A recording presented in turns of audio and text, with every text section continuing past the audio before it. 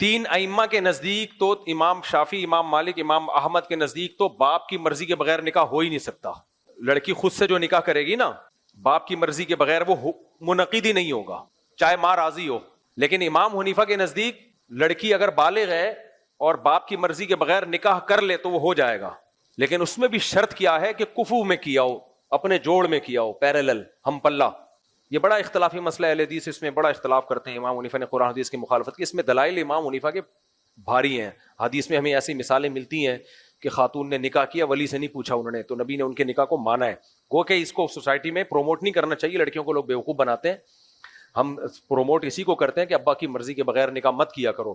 لیکن اس پر تو احناف کا بھی فتویٰ ہے کہ اگر لڑکی نے غیر کفو میں نکاح کر لیا، کفو کہتے ہیں جو اس سے کمتر، جوڑ کی شادی نہیں ہے، تو پھر نکاح منعقد نہیں ہوگا. اب میں ایک مثال سے سمجھاتا ہوں. ایک لڑکی نے نکاح کیا، لڑکی کا خاندان بہت اچھا خاندان ہے، پڑھے لکھے ڈاکٹروں کی فیملی ہے فرض کرو. اس نے 8ویں کے بھگوڑے سے شادی کر لی، جس کے ابا نے بھی نہ میٹرک کیا، نہ عالم، نہ دین کی تعلیم، نہ دنیا کی تعلیم.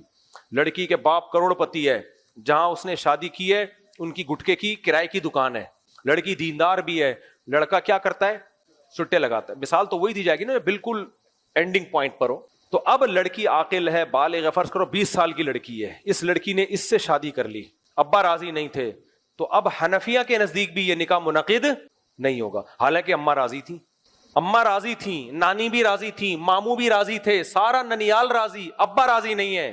تو اس میں احناف کا موقف جو فتویٰ ہے جس پر، وہ یہی ہے کہ یہاں ولی کی اجازت کے بغیر نہیں ہو سکتا. اور ولی ماں نہیں ہوگی، کون ہوگا؟